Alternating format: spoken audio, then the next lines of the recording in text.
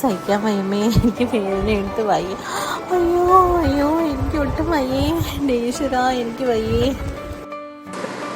ആ മോളെ, മിടുക്കരായ രണ്ട് പെൺകുട്ടികളാണല്ലോ, നമ്മുടെ ഭാഗ്യം. എന്താ മോളെ നീ പറയുന്നത്? എനിക്ക് അതികഠിനമായ വേദനയുണ്ടമ്മേ. അയ്യോ മോളെ, കണ്ണു തോന്നി കുഞ്ഞുങ്ങളെ ഒന്ന് നോക്കു മോളെ. എനിക്ക് സുഖമില്ലെന്നറിഞ്ഞ് കുട്ടികളുടെ അച്ഛൻ ഓടിയെത്തി. പക്ഷെ അപ്പോഴത്തേക്കും വൈകിപ്പോയിരുന്നു. എന്റെ പൊന്നു മോളെ, നീ ഇപ്പോഴും വിട്ടുപോയതായിട്ട് എനിക്ക് തോന്നുന്നില്ല. നിന്റെ ആത്മാവ് എന്നോട് കൂടി എപ്പോഴും ഉണ്ടെന്ന് എനിക്കറിയാം. ഞങ്ങളെ വിട്ടുപോകാൻ നിനക്ക് ഒരിക്കലും കഴിയില്ല. അമ്മ നിന്റെ മക്കളെ പൊന്നുപോലെ നോക്കിക്കൊള്ളാം. അങ്ങനെ കുട്ടികളുടെ അച്ഛനും മുത്തശ്ശിയെ ഏൽപ്പിച്ചിട്ട് ദൂര സ്ഥലത്ത് ജോലിക്കായി പോയി. മക്കളെ രണ്ടുപേരും തല്ലുകൂടാതെ ഉള്ളത് വെച്ച് കളിക്കുക കേട്ടോ. അങ്ങനെ കുറെ നാൾ കഴിഞ്ഞു. രണ്ടുപേരും വളർന്ന് വലിയ കുട്ടികളായി. അതേ മക്കളെ രണ്ടുപേരും എഴുന്നേറ്റ് പോയി കുളിക്കുകയും പല്ലിയൊക്കെ ചെയ്തേ. അപ്പോഴേക്കും മുത്തശ്ശി ബ്രേക്ക്ഫാസ്റ്റ് ഉണ്ടാക്കാം. എടി, നീ വേഗം പല്ലിയേക്ക്, നമുക്ക് വെള്ളത്തിൽ കളിക്കാം. മുത്തശ്ശി, ഞങ്ങൾക്ക് ബ്രേക്ക്ഫാസ്റ്റ് താ മുത്തശ്ശി, ഞങ്ങക്ക് വിശക്കുന്നു. ആ, അതിനു മുന്നേ ഞമ്മക്ക് കുറച്ച് വെള്ളം എടുക്കണം കുട്ടികളെ, പോയി എടുത്തിട്ട് വരാം. അങ്ങനെ അവർ പുഴക്കരയിലേക്ക് വെള്ളം എടുക്കാനായി പതിയെ പതിയെ നടന്നു പുഴക്കരയിലേക്ക് എത്തി. ആ കുട്ടികളെ, നിങ്ങളോട് ഞാൻ ഇനി കുറച്ച് ഇംഗ്ലീഷിലായിരിക്കും സംസാരിക്കുന്നത് കേട്ടോ.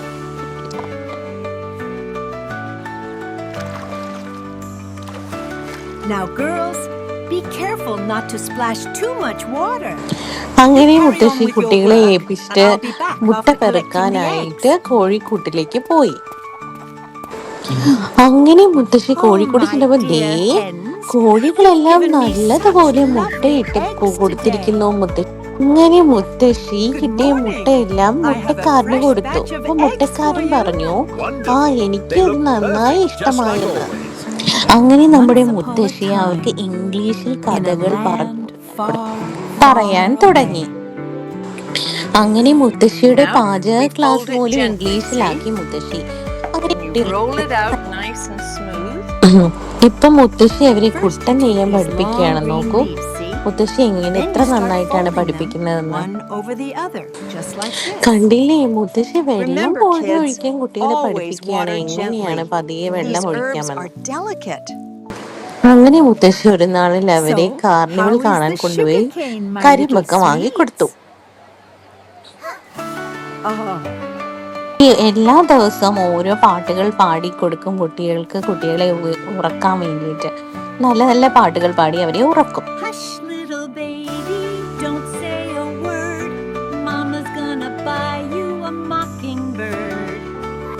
അങ്ങനെ ഇരിക്കെ ഒരു ദിവസം ഇരട്ട കുട്ടികൾ ഒരാൾക്ക് ഭയങ്കര അസുഖമുണ്ടായി. അത് മുത്തശ്ശിയെ വളരെ വേദനയിലാഴ്ത്തി.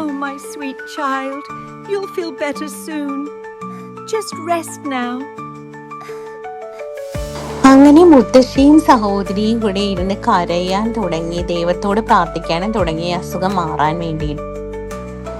എന്റെ ദൈവമേ, എന്റെ കുഞ്ഞിന്റെ അസുഖം മാറ്റി തരണേ. എന്റെ ദൈവമേ, എന്റെ സിസ്റ്ററിന്റെ അസുഖം മാറ്റണേ. അങ്ങനെ ഇവർ ഒരുപാട് നേരം ഇരുന്ന് പ്രാർത്ഥിക്കാൻ തുടങ്ങി. പ്രാർത്ഥിച്ച് അവർ തന്നെ അറിയാതെ അവർ തന്നെ അതിൽ മുഴുകി. എന്റെ പൊന്നു മോളെ, ഞങ്ങളുടെ പ്രാർത്ഥന ഫലിച്ചല്ലോ. നിന്റെ അസുഖം പെട്ടെന്ന് തന്നെ മാറിയല്ലോ. അപ്പൊ പിന്നെ അസുഖം മാറിയ സ്ഥിതിക്ക് നമുക്ക് പുഴയിൽ പോവുകയും കളിക്കുകയും ചിരിക്കുകയും ഒക്കെ ചെയ്യാം. അതേ മുത്തശ്ശി.